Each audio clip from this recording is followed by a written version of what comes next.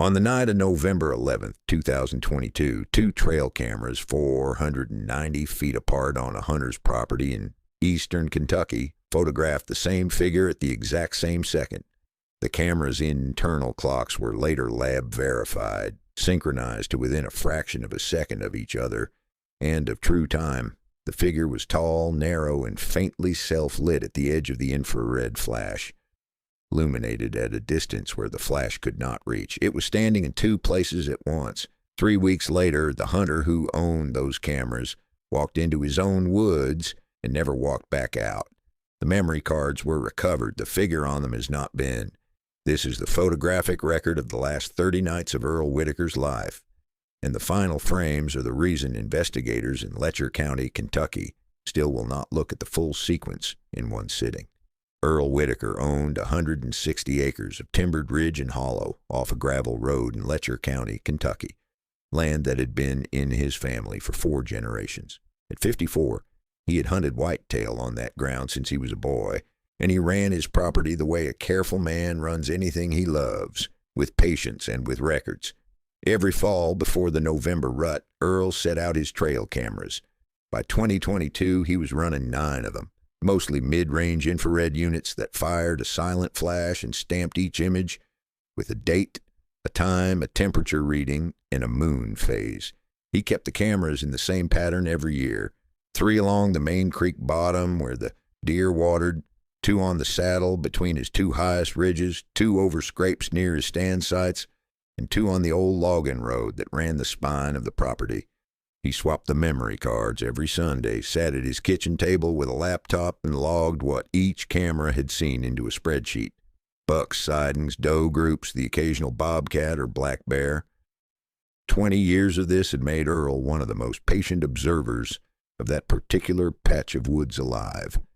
What makes Earl's case different from an ordinary missing persons report is that he documented everything as it happened, and the documentation survived him. The memory cards were recovered, the spreadsheet was recovered, the cameras themselves, all 9, were recovered, and because the unit stamped every frame, investigators were able to reconstruct almost minute by minute what the cameras saw across 30 consecutive nights leading up to the morning Earl Whitaker walked into his own woods and never walked back out.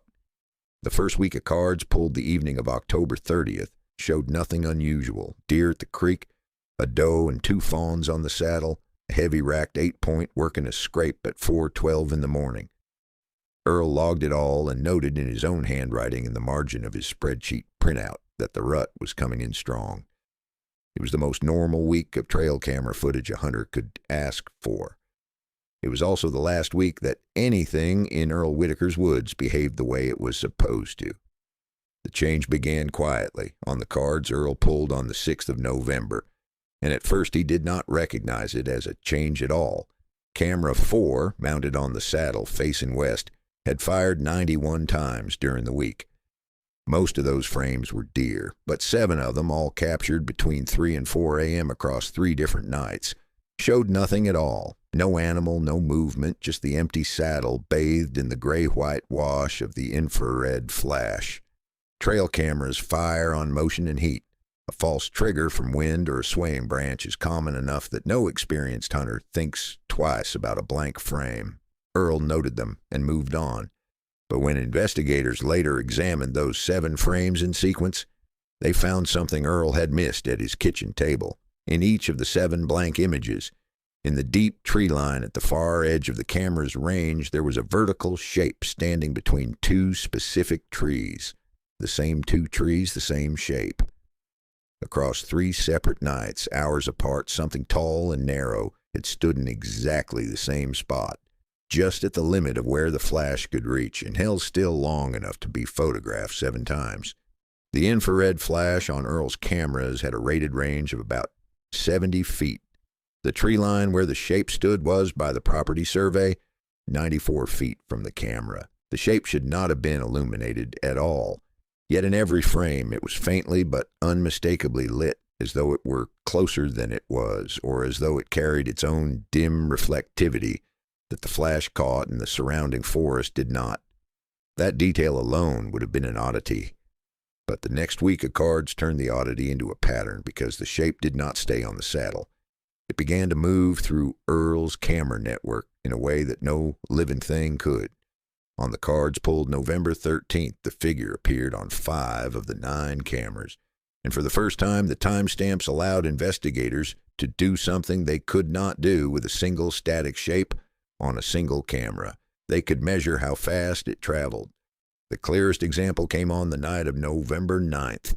At 2:47 and 11 seconds in the morning, camera 2, the lower creek bottom unit, captured a tall figure standing at the water's edge, facing the lens directly.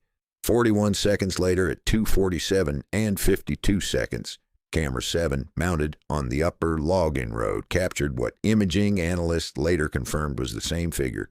Same proportions, same height estimate, same faint self-lit quality at the edge of the flash. The 2 cameras were 810 feet apart by the surveyed straight-line distance, separated by a steep hollow, a creek crossing, and a 60-foot elevation gain. To travel from camera 2 to camera 7 in 41 seconds, across that terrain in the dark, a person would have to move at nearly 14 miles an hour, uphill, through dense Appalachian understory, without a light.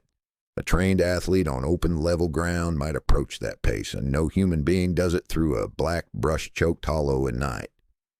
And this was not the only instance. Across the 13-night stretch, the figure made at least 6 camera-to-camera transitions that, measured against the surveyed distances and the timestamps, were physically impossible for anything traveling on foot.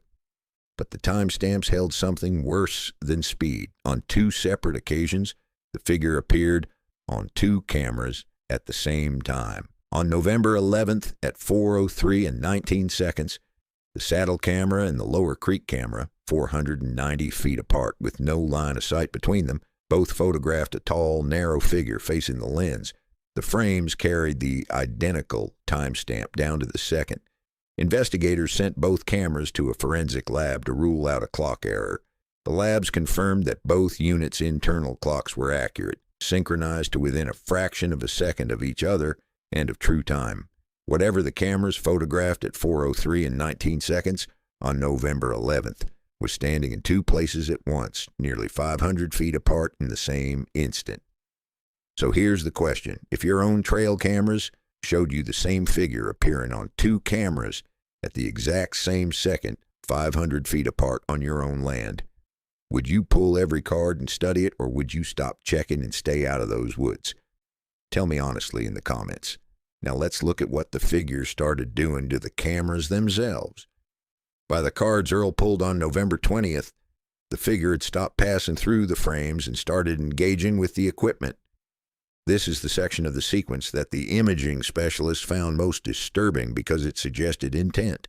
The first sign was distance. In the early frames, the figure had always kept to the far edge of the flash range, 90-some feet out. But across the 3rd week, it came closer, camera by camera, night by night. On November 15th, it stood at the tree line. On the 17th, it was photographed at roughly 40 feet. On the 19th, a single frame from camera 5, the scrape camera nearest Earl's main stand, showed the figure at a measured distance of 11 feet, filling most of the frame. Its proportions now clear enough that analysts could describe them. A height estimate near 7 feet, abnormally long limbs, a head that sat too low and too far forward on the shoulders, and a face that the infrared flash, for reasons no one could explain, refused to resolve. In every close frame where the rest of the figure was sharp, the face read as a smooth, featureless blur. Not motion blur because the body was not blurred, but a localized absence of detail, as if that part of the image had never recorded. Then came the frames that made investigators certain they were not looking at an animal. On the night of November 18th, camera 5 fired 43 times in a span of 19 minutes.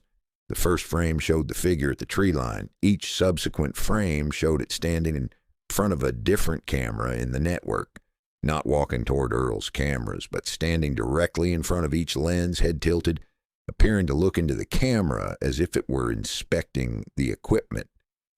Across those 19 minutes, it visited and photographed itself at all 9 cameras in a sequence with transition times between units that were once again far too short to be possible on foot. The most chilling single frame in the entire set came from camera 8, the upper saddle unit. At 3:31 in the morning on November 18th, the figure was photographed with one impossibly long arm raised, the hand extended toward the camera lens, the tip of one finger inches from the glass. The next frame, fired 4 seconds later, was completely black, not blank, but black, as though the lens had been covered. The frame after that, 11 minutes later, showed the empty saddle again. Camera 8 had been mounted 12 feet up the trunk of a white oak, well above the reach of any man. Earl Whitaker pulled his cards for the last time on the evening of Sunday, November the 20th. We know this because the cards were full when they were recovered, and the last human-logged entry in his spreadsheet is dated that night. His handwriting in the margin had changed by then. Where the early notes were neat observations about bucks and scrapes, the final entries were shorter and harder. One read only, "Same thing again on 5 and 8. Not a bear. Not anybody's idea of a joke." The last line he ever wrote in that spreadsheet read, "Going up Monday to pull 5 myself and see what's standing in front of it." Monday, November the 21st, Earl's truck was found parked at the head of his logging road. His phone was in the console. His rifle was still cased behind the seat. He had gone into the woods unarmed, carrying only a fresh battery and a memory card for camera 5. His dog, Walker Hound, that went everywhere with him, was found 2 days later sitting at the edge of the property line, refusing to cross back onto the land and could not be coaxed up the ridge by anyone. The search lasted 19 days. Letcher County Search and Rescue, state police, volunteer trackers, and a cadaver dog team covered the entire 160 acres and the surrounding national forest. They found nothing, no tracks leaving the road, no sign of a fall, an animal attack, or a struggle. Earl Whitaker, a man who knew that ground better than the back of his own hand, had walked a quarter-mile up a logging road he'd walked 10,000 times and simply ceased to exist. The cameras, of course, were still running. When investigators finally pulled the cards from all 9 units, they reconstructed the final night. The figure appears on every camera in the early hours of November 21st, hours before Earl's truck arrived. The same impossible transitions, the same simultaneous appearances. And then, at 7:14 in the morning in full daylight, with the infrared flash off and the image in ordinary color, camera 5 captured its last photograph before the card filled. It is the frame investigators will not release and cannot explain.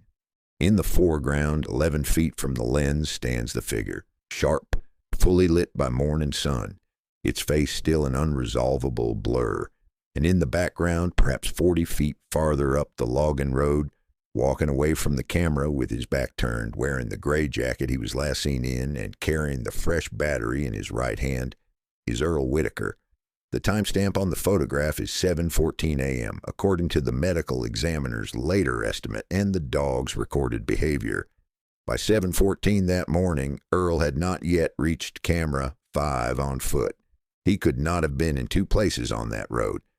And yet the figure that had spent 30 nights learning his cameras stands in the front of the frame while Earl Whitaker walks away into the trees in the back of it, and neither the figure nor the man was ever seen again. 9 cameras, 30 nights, several thousand time-stamped photographs examined by a forensic imaging lab, by the Kentucky State Police, and by 2 independent wildlife biologists, none of whom could explain a figure that lit up beyond the reach of the flash, that stood in 2 places in the same second, that crossed impossible distances in the dark, and that learned, over the course of a month, exactly where each of a careful man's cameras was pointed. The official file lists Earl Whitaker as a missing person. The cameras list him as something else, the last thing photographed on his own land, walking away from the only evidence that he was ever there. Subscribe for more documented wilderness mysteries. Next, another outdoorsman's encounter with something that shouldn't exist.